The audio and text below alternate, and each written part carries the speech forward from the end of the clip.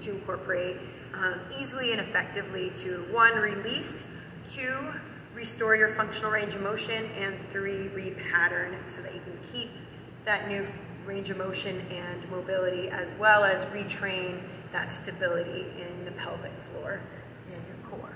So with the release, for you, I want you to focus on that TFL and psoas.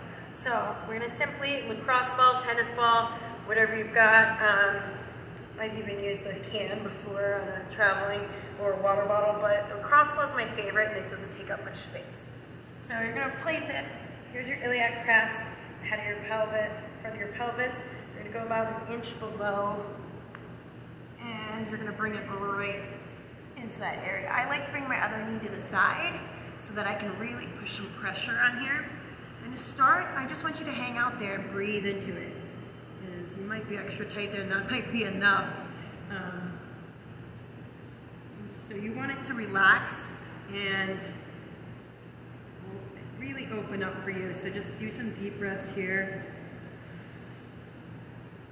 As it releases, this is where you can start rolling around a little bit, exploring that whole upward trochanter, hitting into that TFL. So I'm gonna move a little laterally to get in there, maybe a little down. And then to deepen this a little bit, just bend your back knee, and this is where you can just go back and forth to get some active release. And this is the intense one, be careful. Leaning out into a windshield wiper with that foot. You're gonna feel that pretty intensely. Just explore that whole area for about a minute and then switch sides. I always do both. Again, there's my head of my hip. I'm gonna go right there, good into my forearms. I am protecting my low back by keeping my core engaged, and I'm just gonna hang out there for a second. You can start, if you feel it release and let you in, you can start rolling a little bit. You can also find where you're extra tight in that area. A few hip flexor muscles to target. And then again, do that bending that knee back and forth while putting pressure on one of your tender spots. And then windshield wiper a little bit. Woo. That's where I really feel it. And after you spend a little bit of time on that hip, we're gonna go one more spot before we go into stretches. And we're gonna go a little bit laterally and get into that, little bit into that glute med and piriformis. So here's the front of my hip. I'm gonna go 3 inches about back. I'm gonna lay on my side directly around from my hip bone. And I'm just gonna hang out there and do some clamshells. Ooh, and that's pretty much enough for me right there. If you want to deepen that a little, you can actually move the leg up and down. Do it just about. I like to be active during this because I'm not going to be spending a whole bunch of time. We're all busy, but an active dynamic stretch, I can do like 6 to 7. Hold for maybe a second or two, then I'll go right to the other side. Here's my hip bone. Directly beside that, I'm on my forearm. Again, this other knee's bent behind, and I'm just gonna move into that clamshell. Again, you can do that knee up and down.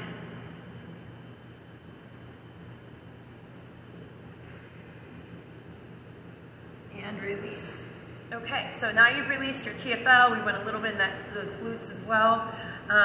We're going to go into some stretches that are specific to lengthening that area, but also increasing the functional range of motion of the joint.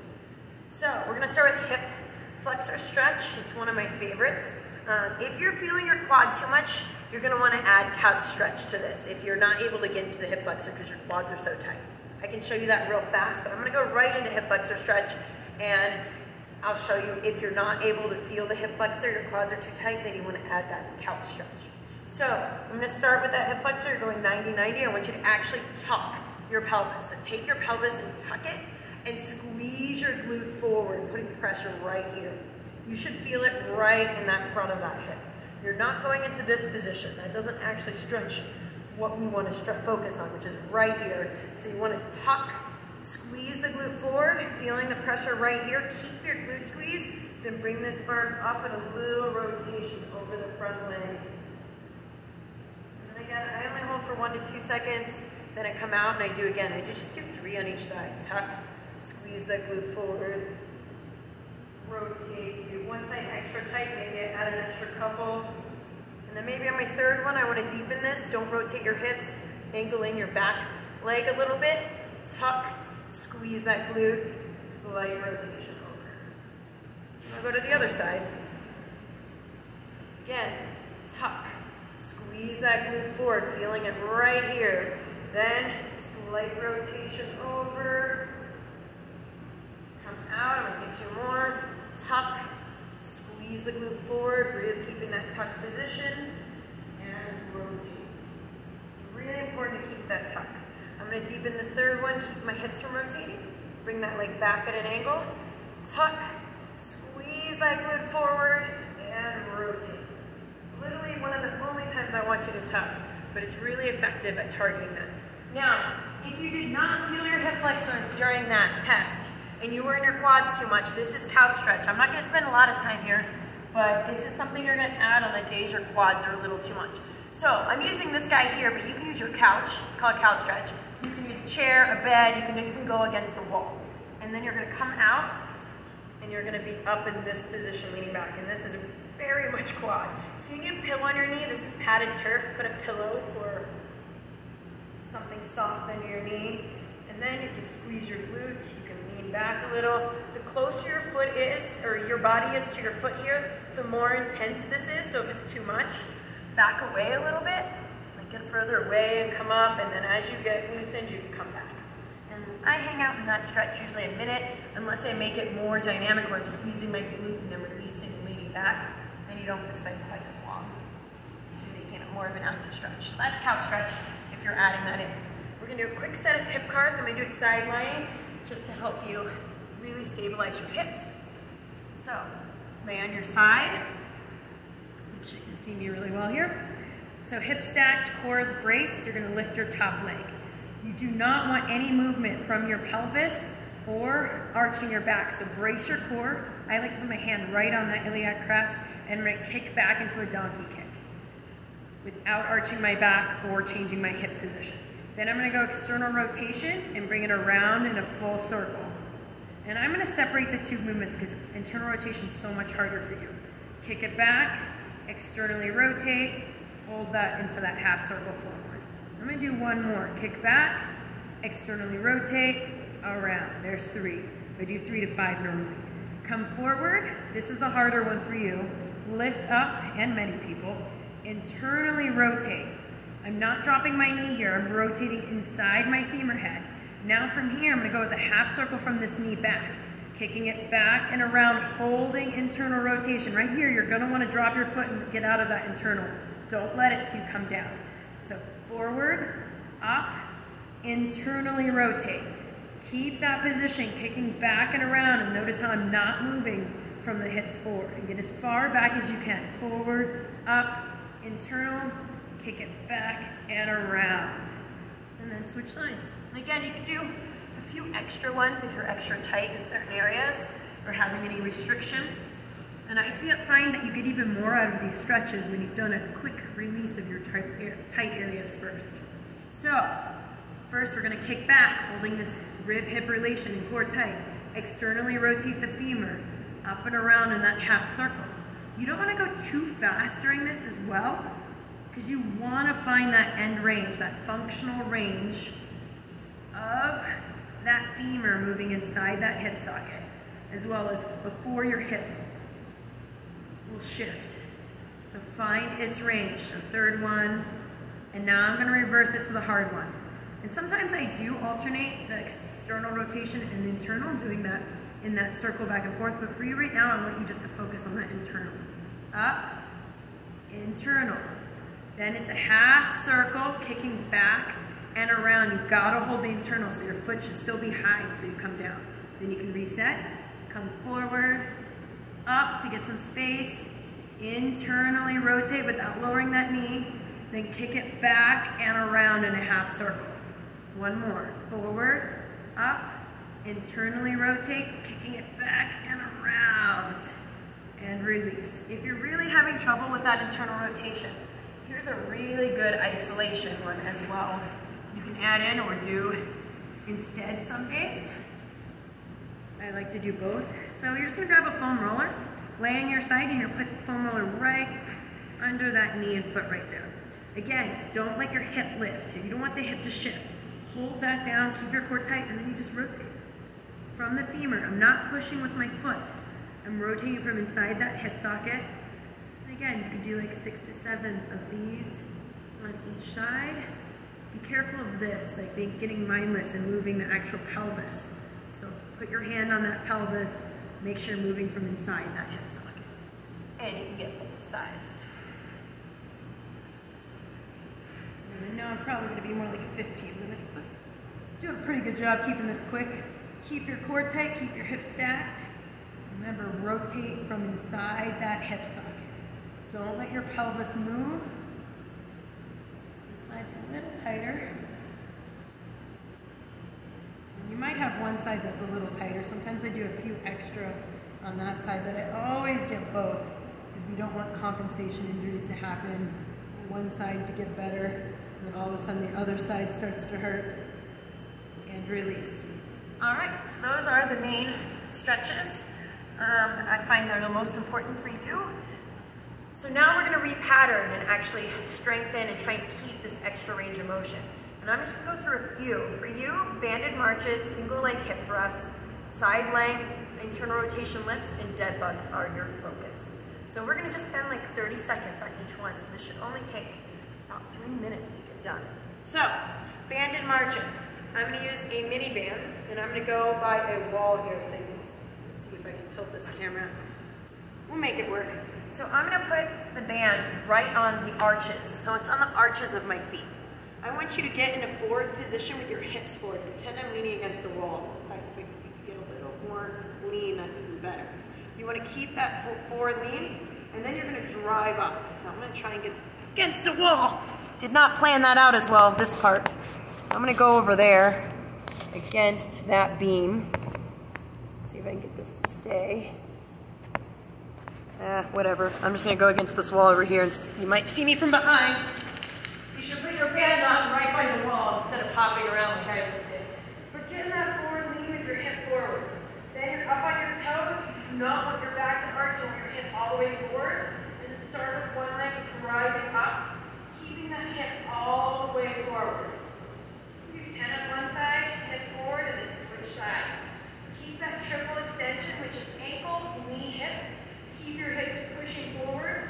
Then when you really got it, you can drive and alternate, keeping that hip forward. So,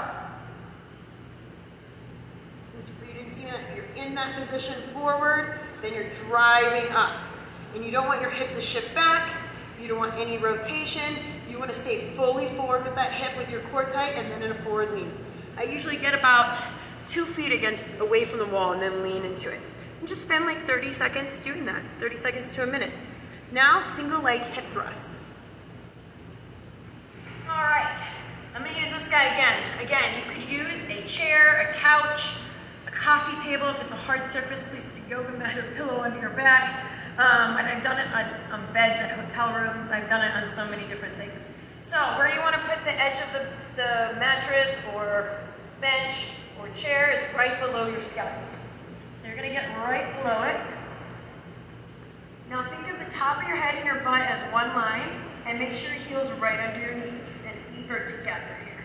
You're going to take one foot off, and then you're going to drop your hips, keeping this all aligned. Then drive your heel into the ground and squeeze it all the way up. Full hip extension here. Remember, hips and ribs are moving together, so you're protecting your lower back and keeping your core tight. You're just going to hinge down, drive up, and hold your neck. If you want to hold your neck, you can put your hands on your hips to feel that motion and drive up. And again, just do like 6 to 8 each side, up to 10. Hinging down, driving up. Hinging down, driving up. You can squeeze your glute a little bit at the top, making sure you get it all the way up. Drive your heel into the ground, keep your core tight. And what I like about that particular exercise, it really shows that hip extension comes from the glutes. So, and that's getting that full extension and activating the glutes together.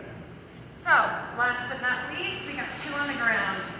So, I guess that's 2 last but not least. We're gonna start with that internal rotation leg lifts, and then we're gonna move into dead bugs. So, internal rotation leg lifts. You're gonna actually internally rotate your foot. I moved the camera when I did that, so I'll angle myself. You're gonna internally rotate the foot without moving your pelvis and bring it into extension. That's gonna turn your TFL off so that we can work on the glute activation. And you're just gonna go and lift back and up, keeping your core tight. And to level this up, you can add a mini band on your ankles. And do like 10 on one side, and then do 10 on the other. Laying on your side, bring this leg behind you a little, and then internally rotate the femur, keep your core tight, and lift with the heel. Again, you can add a mini band to make this harder. I just want you to get that activation in that glute. I've even done this against a wall and put like a slider or washcloth behind my heel and felt that push behind if you're having trouble getting this glute to activate. It's a really good tip. And really make sure you keep that internal rotation. As soon as you externally rotate, you're gonna move to the front. And we're actually trying to get the glute to fire here. All right, and last but not least, this is actually the last one, is dead bugs. I almost forgot it, but I also still want to strengthen your core in that neutral spine position. So, dead bug, you're going to bring your knees right over your hips, and this will put your hips in the proper position. You do not want to bring them forward and round your back. You also don't want to arch your back off the ground, so get it nice and flat.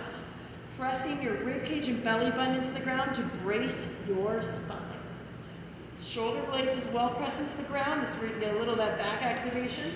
And I'm having you start easy. Just exhale, tap the ground with one leg, inhale back.